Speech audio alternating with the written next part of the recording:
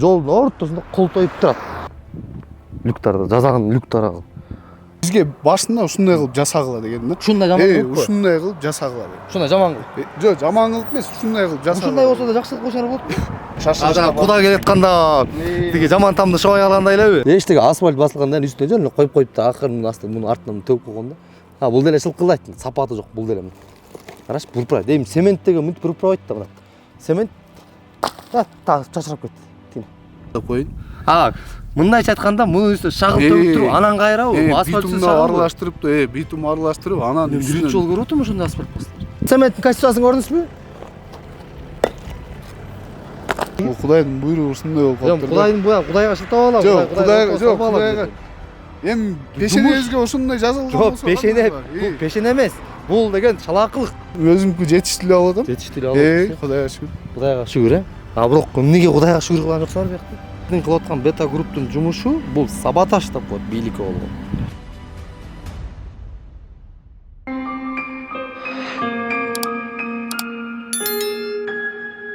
Бул кадимки жөө өтмөк. Бул жаңы салынды. Жаңы технология менен жөө өтмөктө ушундай обочиналар бар.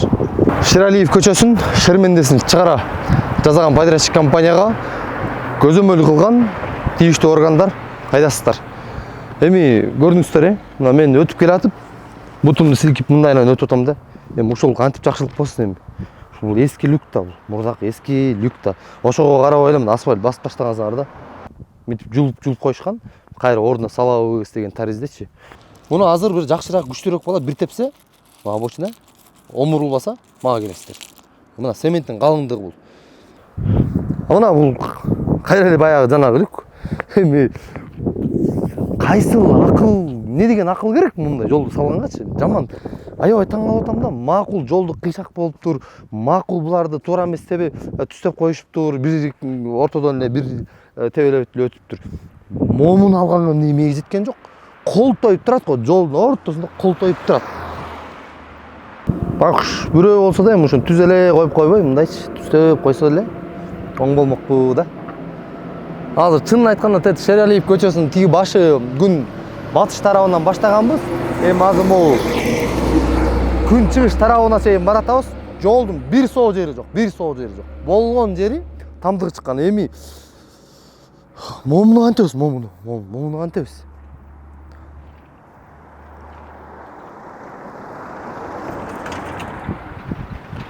Мындай барганда эми могу люктарды карагыла. Люктарды, жазагын люктара. Бул ашып кетсе жарым жылдан кийин бул люк азыркыдан да ылдый чөгөт. Сөзсүз түрдө автоунаалардын ходовойун талкалайт мына. Балким жол кырсыгына да себеп болуп калышы мына бул дагы. Анан жанагыдай эле. Жол өтмөктөр чийилген. Эптеп чийилген, анан аркы бетиндеги обочина ошол бойдон калып кеткен тигине. Мына. Жана жогоруда көрсөтмө бул жерде эле ошол. Жанагы эле тас кийип ошол. Бул сыяктуу жумуштарды айтпай эле калдым болду, жетет. Аябай көбөйүп кетти. Кайсы бирин айтышты кыйын болуп калды да.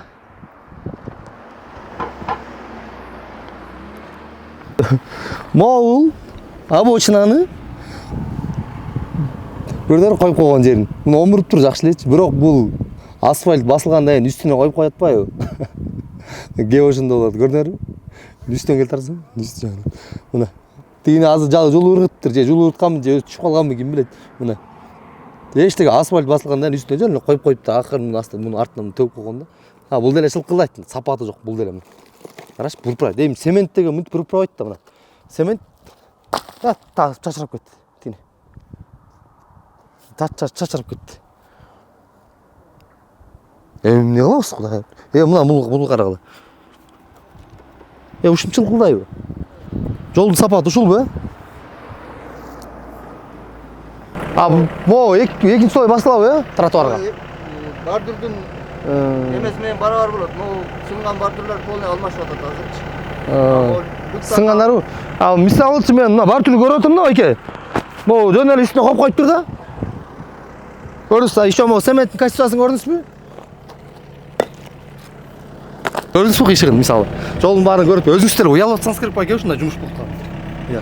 Мындай калыс сөзүңүздү айтыңызчы. Эми ал бүт кемчилдиктерди бүт оңдоп түздөп анан кетебиз да. Баары эле. Кемчилик кылбай эле бир эле жумуш кылса болбойт беле? Эми ал баягы срочно эме болгондо шашылышта Куда келатканда тиги жаман тамды шабай алгандай элеби? Бирок эми ал баягы тех мындай жол салууда чоң немеде андай жок го дейм эми. Шашылыш деген ушинтип кандай дейсиз? Чын айтыңызчы. Дос сен эле айтсаңыз. Туурабы? Туура эле. Туура эле, маселе бар, Маселе бар, ооба. Жок эмес. Рахмат, да, доктор моюңар алып коюңарга. Альберт, айтып коесуздар, биз биякта болобуз. Жаргатта келем дейт. Все, бак. Мурда кайсы жакта жазасыңар эле? Мындан бөлөк жумуш. Ленинада. Нарын ичиндеби? Ага чейинчи. Ага чейин Баткенде. Баткен кайсы жакта жазасыңар? Өзүң деле? Трассада. Баткендин жолу мындай кылган эмессиңер го? Эмнеге бияка мындай нарга Бул жол эми бул мындай болуп калды да. Биринчи ушундай басылып туруп, кийин экинчи слой болот дегенден азыр ошо экинчи слойго даярдык болот. Туура келсеңиз эми. Бир слой канча сантиметр болот? 4 сантиметр деп айтылган. Айтылган. Анда 4төн экинчи слой 8 сантиметр. Экинчиси 3 сантиметр болот ошондо. Экинчиси 3 сантиметр болот. Бергениңиз. Мына 3 сантиметр мынчалыкпы? Ооба. Эмне кылабыз эми люкту? Эмне? Люкту эмне кылабыз калган? Люктун үстүнөн кетет бул. Эми ошончо 3 Жок, бияка бейс төгүлөт да, битумный. Аралаш. Төгүлүп туруп, анан үстүнөн. Туура, түшүнүп атам. Бирок бул тең болуш керекпи? Ооба. Кантип тең кыласыңар? Эмнени тең? Люкту кантип теңдейсиңер? Тең дейсиз да, ошол менен эле кетет да, могу уровень менен эле. Ушунча асфальт коесуңар ошону момчалып. Биринчи бейс төгүлөт, могу жерге чейинчи. Андан кийин уже эме асфальт. Жок, негизичи мындай да. Биринчи топурак. Андан кийин битум дейсизби? Ошол анан асфальт төгүлөт да. Бул асфальт уже төгүп койгонсуңар десиңер. Жок, асфальт төгүлүп калган, ошо экинчи слой эми кетип атпайбы? Жок, экинчи слой 3 сантиметр болот да. Дагы төгүлөт үстүнө 3 сантиметр. 3 сантиметр тиги жетеби? Жетет. Эми койсоңуз мына менин телефон, iPhone 14 канча сантиметр достор. Көргүлө, могу уровень эме. Ушул уровень асфальт кантип бузасыңар? Могул жака чейин эме бейстер төгүлөт атпайбы 3 слой. Берки Бейс менен аралаш. Бейс менен майда шагалдап коюн. Мындайча айтканда мунун үстүнө шагыл төгүп туруп, анан кайрабы? Асфальт үстүнө битумду аралаштырып, битум аралаштырып, анан биринчи жолу көрүп атам ошондой асфальт басылар. Же бул басылган туура эмес болуп калган, айла жок кайра антегиндей кылыш керек болот а? Башы ошондой болуп калган да. Эми башында туура эмес кылганбыз дебейсиз. Башы ошо туура эмес болуп калган. Бул кыскасы могул асфальтка күйүпсүңөр да? Кыскасы могул. Анын күйгөнүн ошо чоңдор эме. Жок, эми ошо күйүпсүңөр да кыскасы. Бул болуп жокко чыкты, эми бүтүн төгүп туруп кайра үстүнө төккөн атасың. Кайра Туура. Эми мындай кылалы. Макул. Муну теңдейт экенсиңер. Муну түзөйт экенсиңер. Анан кыйчайган обочина, жолдогу туура эмес чийилген полоса, чуңкур люктар, малайка кантебиз? Бул полосаларга мен жооп бербейм. Ошо чийген адамдар переделка болот. Кайсыл жери туура эмес болсочу. Эми монун баарын кантип түзөп чыгасыңар эми? Ар бирин жулуп чыгасыңар. Чыгарат да. Чыгарып туруп кайра баштан куюлуп тегизделип. Альберт мырза мындай да. Мисалы ушуну сиз жасаганга жумушуңузга канча акча бөлүнөт жалпы? Канча? Анысын билбейм. Мисалы. Аны точно билбейм. Сиз албайсыз заказды? Жок, мен алам эмесмин. Мен үстүмдө турат да, шефтер бар да. Бул акча канча алынган, канча расход кетилген бүт. Сиз балдарды алып келип сиз иштетип атасызбы? Мен ошо сиз өзүңүздүн сурап атам. Өзүмдүкү жетиштүү алып атам. Жетиштүү алып атасыз. Кудайга шүгүр. Кудайга шүгүр, бирок эмнеге Кудайга шүгүр кылган жоксуңар биякта? Эми мисалы могул асфальт туура эмес калган үчүн, обочиналар туура эмес калган үчүн, баардык жумуштар үчүн сизден кемит да. Аны жогору жакта. Сиздин маселе. Жогору жакта. Ошо бир эле жолу жакшы жаза койсо болот беле? Ошо ошондой болуп калды да. Эмнеге? Бул Кудайдын буйругу ушундай болуп калды. Кудайдын Кудайга шылтап алалы. Жок, Кудайга. Эми пешенебизге ошондой жазылган болсо. Жок, пешене, бул пешене эмес. Бул деген шалаакылык. Бул пешене эмес. Пешене ал бөлөк нерседе болот. Буйруп калганда, буйрубай калганда болот же болбойт да. Мисалы сиздин пешенеңизге ушул жерди жаза деген пешенеңизге жазган. Эгер пешенеңизге жазбай койсо, анда муну сиз жазамак эмессиз. Бул могул, бул шалаакылык. Болгон эле шалаакылык. Жасалат да кайра баштанчы. Кайра эле силер акча бөлө беришеби? Эми чоңдор ошондой болуп бөлүп аткан болсо ошону бөлүнөт да. Алар беребиз, ала беребиз дейсизби? Эми башында бизге ошо мындай да. Мындай Ар бир жумуштачы, мисалы сиз машинаңыз бузулду, устага алып бардыңыз. Уста могу Шералиевдин шермендесин чыгаргандай кылып машинасын шерменден чыгарып туруп колуңузга карматып койду. Эмне кыласыз? мындай да Жинденесизби? шеф Жо мисалы жинденесизби? жок жинден эмес, муну айтып коеюн. Бизге башында ушундай кылып жасагыла деген да. Ушундай жаман кылып кой. Ушундай кылып жасагыла деген. Ушундай жаман кылып. Жок, жаман кылып эмес, ушундай кылып жасагыла. Ушундай болсо да жакшылык болсо болот. Ошо болбой калды да. Эмнеге ошону айтасыз? Мен такыр түшүнө албай атам ушул. Эмнеге? Бир суроо да. Же опыт жетпейт абы. Жок, Же опыт- биринчи жолусу бул жумушта. Жок, биринчи жолу эмес, опыт жетет, Кудайга шүгүр эле. Опыт жетсаңда сиздин опытуңду көрбөй элем, караңызчы мага. Эмнеге? Эмнеси асфальт элеби? Асфальт. Э. Кайра мага догурунасыз да асфальт элеби деп Жок. уялып калгандын ордуначы эми. Уялып атабыз, жок, уялган үчүн ошо башынан жасап эме кылып. Макул, асфальт эмне кыласыз? Түшүрүлүп Бер саң. Алерт мырза, могу эмне кыласыз? бул түшүрүлөт, анан жабылат. Асфальт баса электерди түшүрүп жабышасыз болуп беле? Биз келе элекпиз пока, биз бияктан баштап келип Жок. атабыз. Түшүнүп атам мен сизге. Асфальт баса электе эле, Э. муну түшүрүп туруп жаап анан үстүнө асфальт басып кетсе болот беле? Бизди бастырып салды да ошентип. Мындай да. Ар бир адамдын өзүнүн жумуштук адистиги бар да, позициясы бар. Мисалы мен журналист. Менин жетекчилигим эгер туура эмес жака жумуш кыл десе мен кылбайм. Себеп дегенде мыйзам бар, талап бар, норма бар. Мен ошол норманы мен билем, себеп мен адисмин. Мен ошон үчүн акча табам, ошон үчүн айлык алам, ошондон жашайм. Мисалы. Мен мурда баягы госканалда иштеп жүргөн кездечи. Сиздерге айтса эле кыла бересиздер. Айтпайсызбы? Эй, жок, муну биз түшүрөлү. Андан кийин үстүнөн өтөлү. Сиз робот эмессиз эми, компьютерге басып туруп эле программаны киргизсе ошону кандай ошондой жасап таштаганчы. Эми бизге ушундай Могу задание. туурабы айтсаңыз эми. Жок, бул туура эмес өзү. Ошондо айтып кетпеңиз, туура эмес бул деп. Сиз жасап атасыз, сиз жооптусуз да бугачы. Ушундай болуп калды да, ошо башында ошентип жасалып калып анан кайра азыр переделка болуп. Переделка эмес, башынан- переделка эмес, бул жаңы жасаш керек, жаңы салыш керек. Треугольниктен баштап Атбашинскийге чейин жасап келип атабыз по порядку, бүт барынчы. Бул неме эмес, бул жаңы салыш керек. Бул переделка, эч кандай переделка жатпайт, ченсизби? Ошо Өзүңүз деле жаңы- көзүңүз жетип атат мага.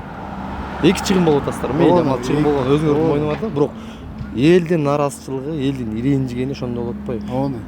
Мисалы силердин кылып аткан бета групптун жумушу бул саботаж деп коет бийликке болгон. Бийлик акчаны бөлүп атат. Нарынга мисалы ташип 2 жолу келип кетти.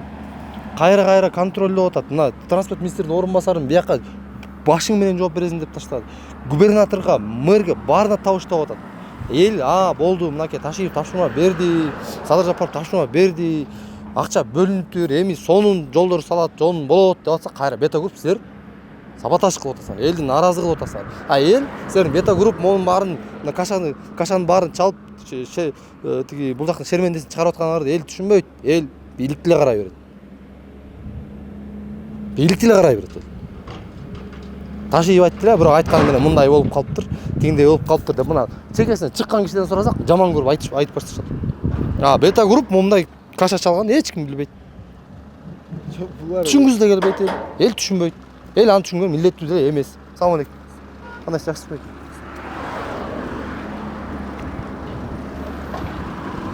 Бизде бир жаман көрүнүш болуп атат да, урматтуу көрүүчүлөр. Жолдо акча көп. Жол салгандарда акча көп. Бирок ошол акча көп деп эле баягы жумушту жазасаң дагы, жазай албасаң дагы жумушту алып алып, анан өзүңөр көргөндөй мына караңыз, жыйынтыгы. Чынбы? Алып алдыңар. Же кылбай коюш керек болчу. Жөн эле ушунча убакыт коротуп, элдин нервин коротуп, өзүңөр да бейубара болуп, могу жумушту жазабай коюш керек болчу, болбосочу. Темирлан мырза, мындай да бизге ошо айтканын эле кылып. Ушундай туура эмес кыл деп айткан жок да сизгечи эми. Карчы данк деп өтүп аткан. Ол мисалы люктар карагыла, машинанын үнү даңкылдайт.